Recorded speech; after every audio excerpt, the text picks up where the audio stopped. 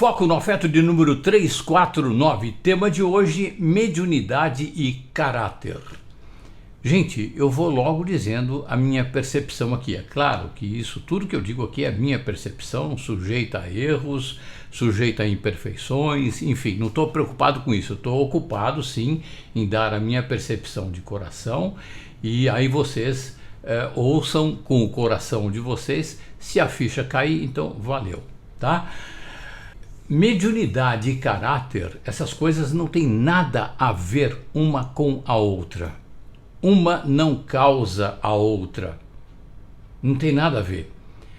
O caráter é a sensação ética que vem de dentro para fora. Você nasce praticamente com um caráter. Você aperfeiçoa durante a vida. Aliás, essa é uma das missões, das funções que a gente tem aqui, é o aperfeiçoamento do nosso caráter. Você vai aprendendo, você vai sendo contagiado por coisas, às vezes muito legais, às vezes não tão legais, e isso vai ajudando você a direcionar a sua opção de conduta, mais ética, menos ética, e aí você vai formando o seu caráter, ok? Mediunidade é uma outra coisa que não tem nada a ver com isso. A mediunidade é uma característica, não é um fenômeno que alguns têm o privilégio de ter, outros não têm o privilégio de ter. A mediunidade não é um fenômeno sobrenatural, é simplesmente uma característica de todo e qualquer ser humano em estado de excelência biológica. Ou seja, se nós todos estivéssemos em estado de excelência biológica, a gente experimentaria essas características na excelência, que a gente chama de fenômeno. Por que a gente chama de fenômeno? Porque é excepcional, não é padrão. Mas em excelência, esse é o nosso padrão. Em excelência, esse é o nosso padrão. Como estamos em estado de praga biológica, bélicos, destrutivos, autodestrutivos, né? Aí, claro, a gente tem essas características um tanto que atrofiadas, um tanto que abafadas, ou as duas coisas, né? Então a gente, quando aparece alguém com algum dom mediúnico, isso é um fenômeno.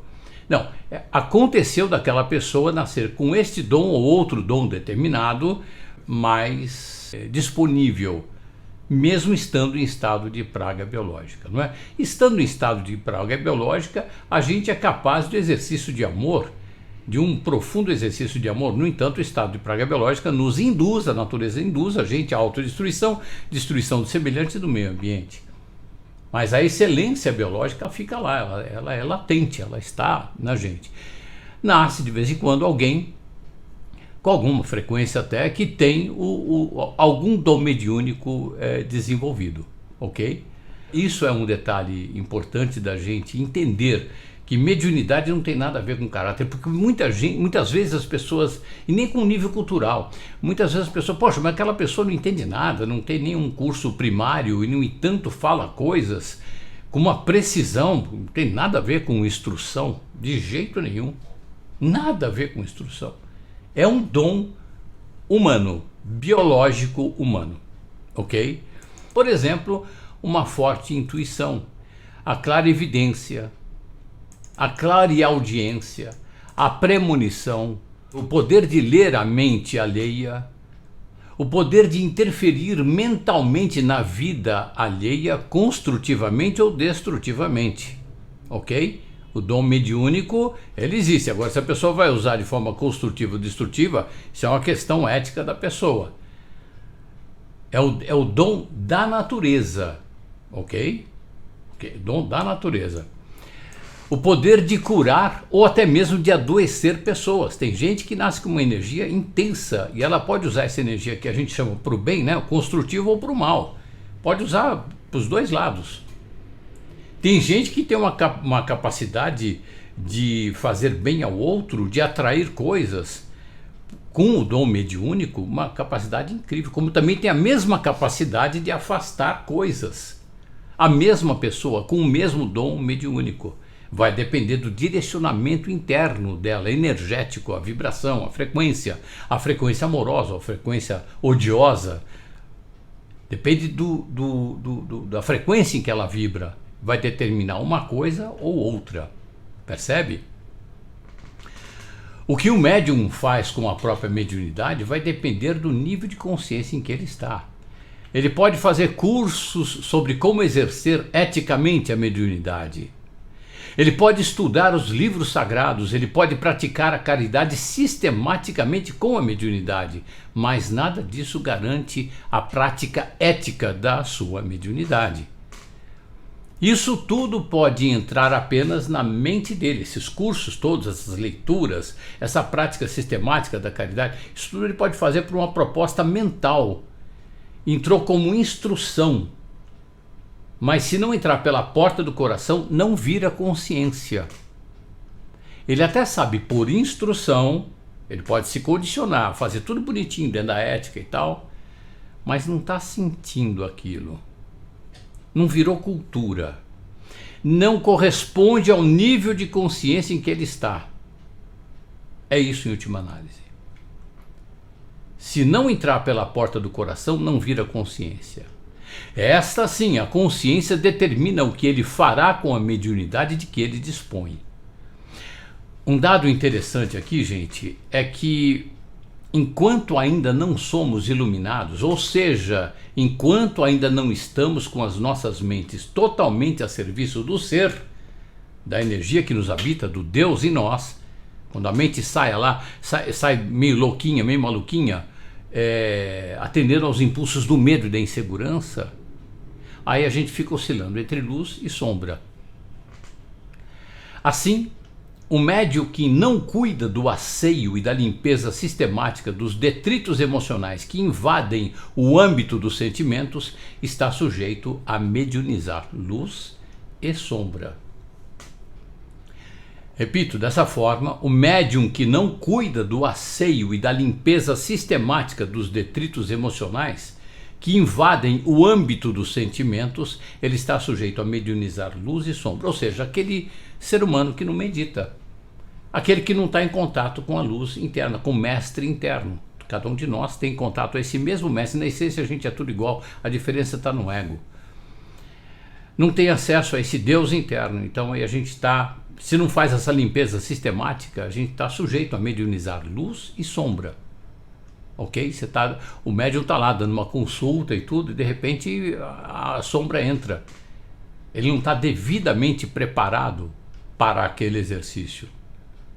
Por poluição tóxica, é claro, emocional, sentimental, ou de frequência.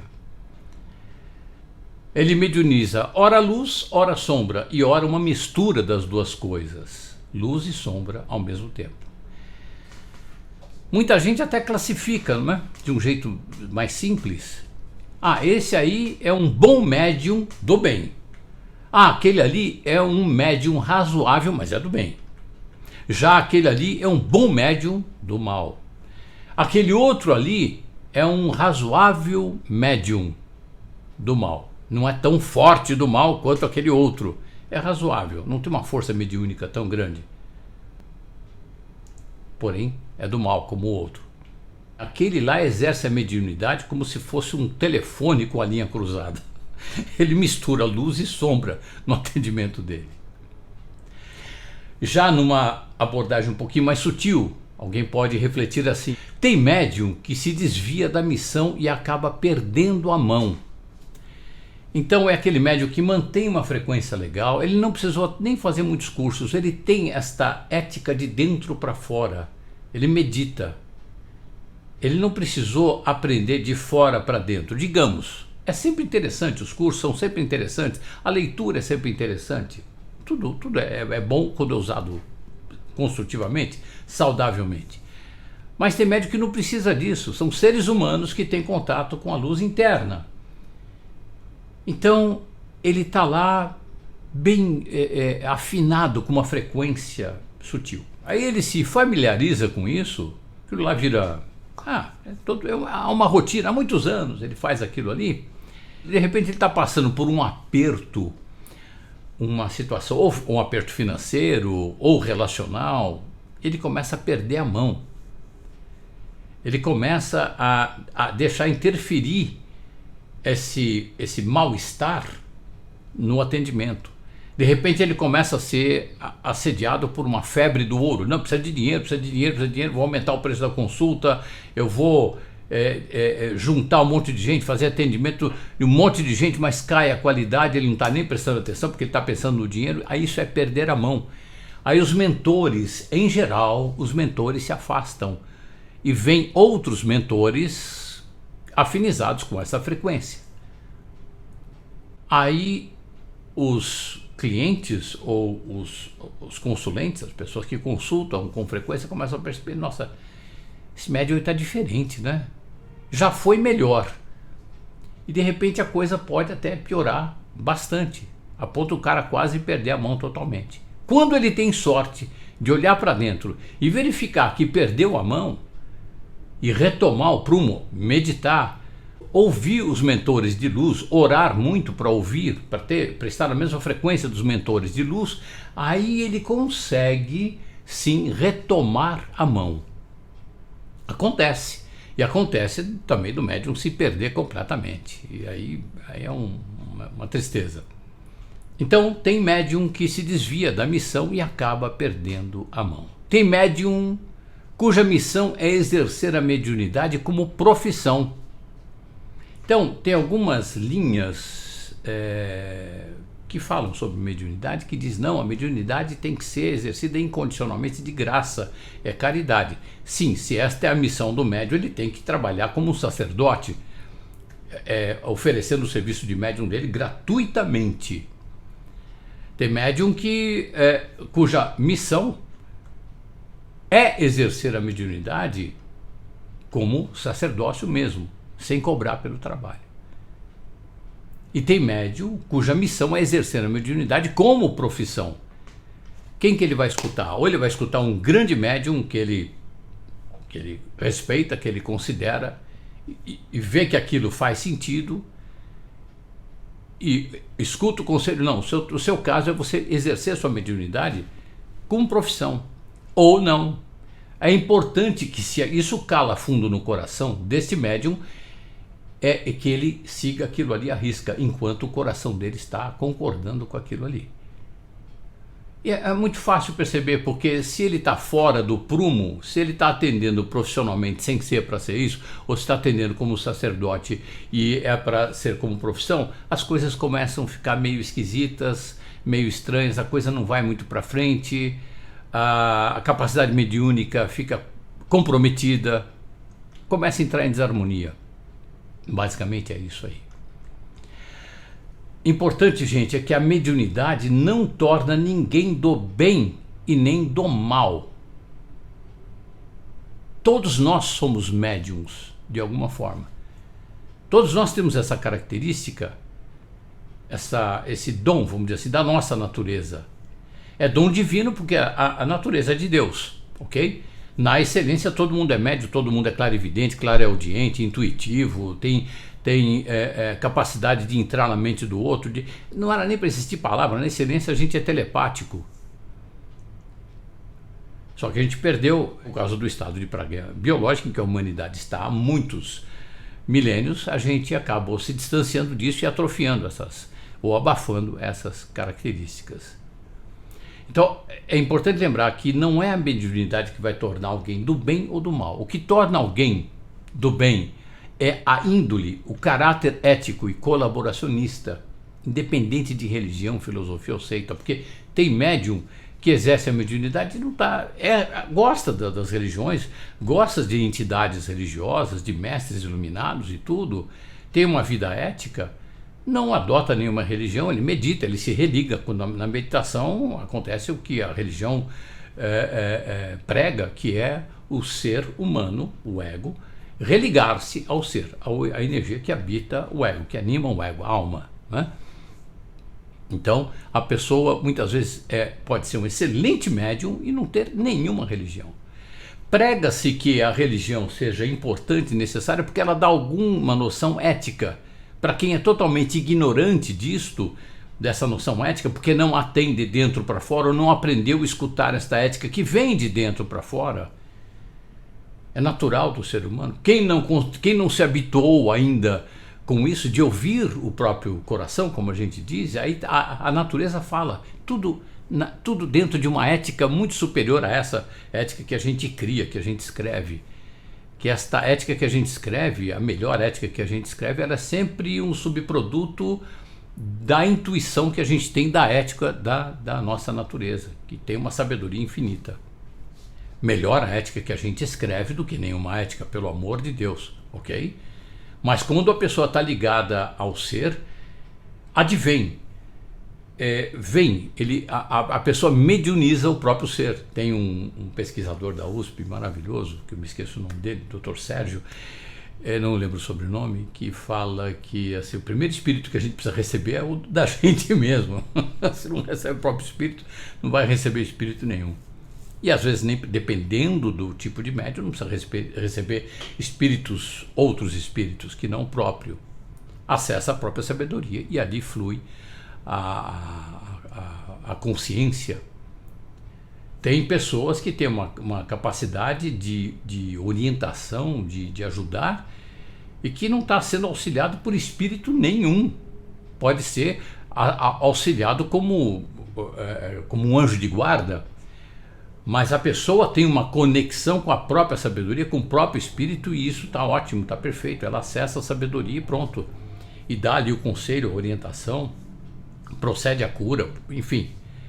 Porque ela tem essa configuração. Já outras pessoas mediunizam outros espíritos que não o próprio, além do próprio outros espíritos, né?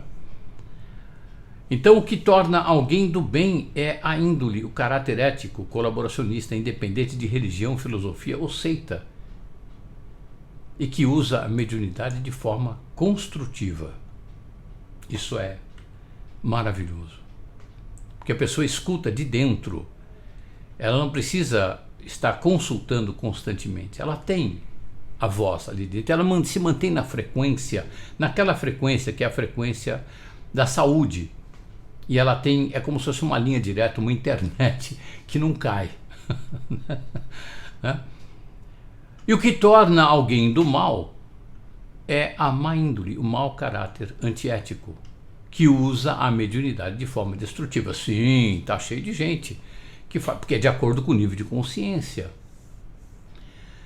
As grandes facções criminosas, os grandes senhores de escravos do mundo hoje em dia, de todo que é lugar, onde tem esse poder destrutivo de um sobre o outro, ou de um sobre outros, utilizam sim serviços de médiums, às vezes cooptados, médiums que gostariam de trabalhar por bem, mas foram sequestrados e estão lá a serviço dessas pessoas. É a missão dessas pessoas, do médium, é o dharma deles. Então a mediunidade pode ser usada sim com fins maléficos, sem dúvida. Depende da pessoa que tem. Às vezes a pessoa não precisa ser nem cooptada, sequestrada. Não, agora você vai trabalhar para o mal. Não, a pessoa ela usa isso aí para o mal direto. E ela cresce na vida de uma forma psicopática e de repente ela chama a atenção dos mais poderosos que ela e fala, vem cá, vamos conversar, trabalha para nós. E o cara já está trabalhando para o mal mesmo, com uma proeficiência absurda, usando a mediunidade para a destrutividade, e está tudo bem, né? Então é só a guisa de informação, é importante ter esta percepção, essa consciência, ok? Aí aqui vai uma dica, gente amada, gente querida. Ao consultar um médium, observe bem a maneira amorosa ou não com que ele te trata, ou a entidade incorporada. O próprio médium, se ele é um médium consciente, ele não está incorporado, é com que a amorosidade, a leveza com que ele te trata, ou a entidade incorporada te trata. Em geral, os espíritos fofinhos e os nem tão fofinhos, eles têm acesso a quase que as mesmas coisas. A maneira ética, educada, amorosa, paciente, tolerante, bem-humorada e leve com que o médium ou o espírito te trata, retrata a frequência em que ele está. E, portanto, para que frequência ele está te convidando. Isto é importantíssimo, eu vou repetir aqui, gente. A maneira ética, educada, amorosa, paciente, tolerante, bem-humorada e leve com que o médium ou o espírito que está incorporado neste médium te trata, retrata a frequência em que ele está vibrando e, portanto, para que frequência ele está te convidando. Isto em si já é um processo de cura. Às vezes você está conversando com uma entidade que é muito fofinha, muito legal, ou não precisa ser aquele cuti-cuti, mas assim uma entidade que você percebe que tem uma leveza no trato, ok? Pode ser de qualquer nível, essa entidade, nível classificação externa. O que eu estou falando aqui é do nível interno, da frequência desta criatura, desse espírito. Ao conversar com você na frequência amorosa, ele está te convidando a uma empatia. Como você está lá de coração aberto, você se deixa levar, e isto é extremamente saudável, pela boa energia. E ao longo da consulta, você perguntou disso, perguntou daquilo, perguntou não sei o que, mas aí chega um certo ponto da consulta e você está tão bem, mas está tão bem, que você até esquece o que você foi fazer lá. Você está curado.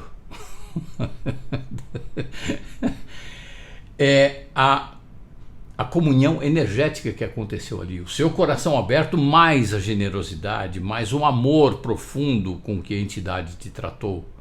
Isto sim te levou, com o seu consentimento, para uma frequência mais leve.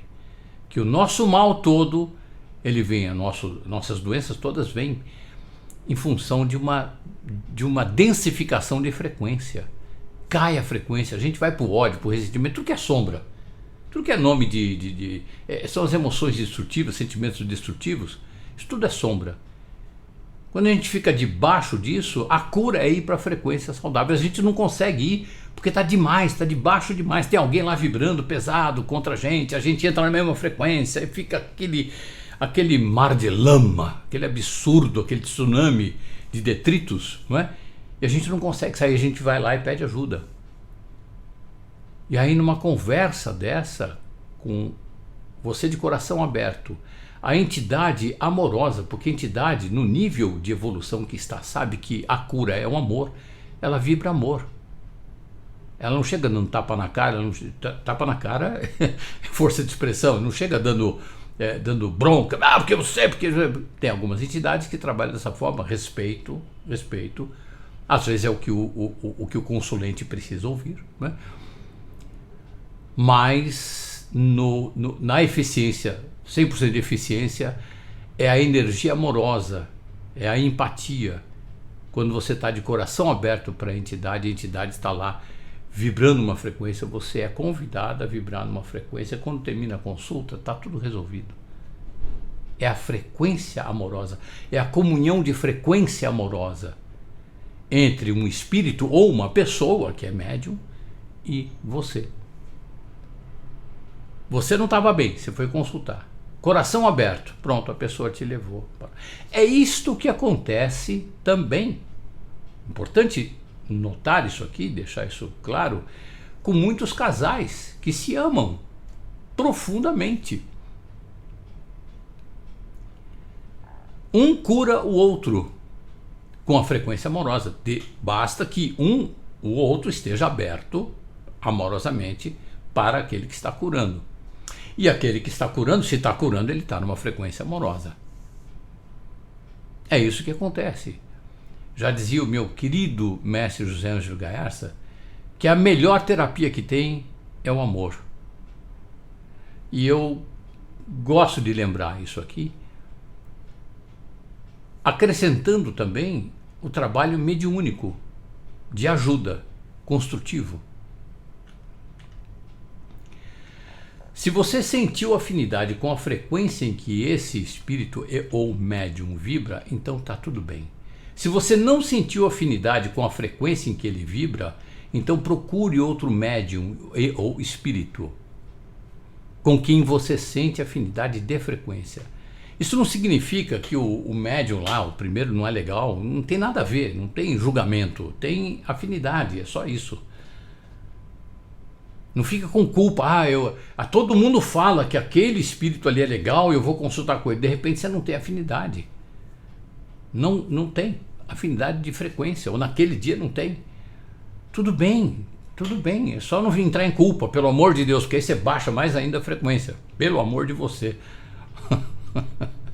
Se de todo for inevitável você procurar outro médium ou espírito, faça um trabalho interior para separar a mensagem do mensageiro e fique com a mensagem. Então, de repente, você está lá frequentando um lugar, você foi lá, você está fazendo um tratamento e de repente a coisa ficou, o bicho começou a pegar, o jeito do médium ou espírito ficou meio esquisito, mas você sente que ali tem desafinidade, mas está meio difícil. Você está tendo que pagar um imposto, energia travada ali. Então, destrava, faça um trabalho interior, medite antes de ir lá, para você dissociar a mensagem do mensageiro. Vamos lembrar que o carteiro não é a carta, ok? Ok? Se de todo for inevitável você mudar, porque às vezes você está numa circunstância que você não pode mudar. Você está lá num centro de cura e tudo, o outro centro de cura é 800 quilômetros de você. Então faça um trabalho interior para que você possa transcender o mensageiro e ficar com a mensagem. O mensageiro não vai se ofender com isso. De jeito nenhum. Fica com a mensagem. No meu sentir, a mediunidade não tem nada a ver com espiritualidade. Repito, a mediunidade é um fenômeno da nossa biologia. Isso não tem nada a ver necessariamente com a espiritualidade. Tanto que a mediunidade pode ser usada para o chamado bem e para o chamado mal, para construir, para destruir, para a saúde e para a doença. É o nível de consciência de cada um, de cada médium, vamos dizer assim, que determina o grau de cura que você vai obter ali ou não. Então, repetindo, no meu sentir, a mediunidade não tem nada a ver com espiritualidade, posto que é uma característica biológica da nossa natureza e que é sempre usada de acordo com o nível de consciência de cada um. O que torna alguém espiritualista, aí sim, vamos falar da espiritualidade. Até agora falamos de fenômeno, ok? Fenômeno da natureza e ajuda, colaboracionismo, amor, beleza. Vamos falar de espiritualidade. O que torna alguém espiritualista ou espiritualizado é a prática da meditação. Esta sim nos coloca em contato direto com o nosso espírito, o ser, a energia que anima os nossos corpos, alma, o Deus em nós. É essa a prática que nos torna mais éticos, mais saudáveis, mais caridosos, mais empáticos, mais amorosos, cada vez mais distantes das nossas sombras e mais próximos das nossas luzes. Foco no afeto.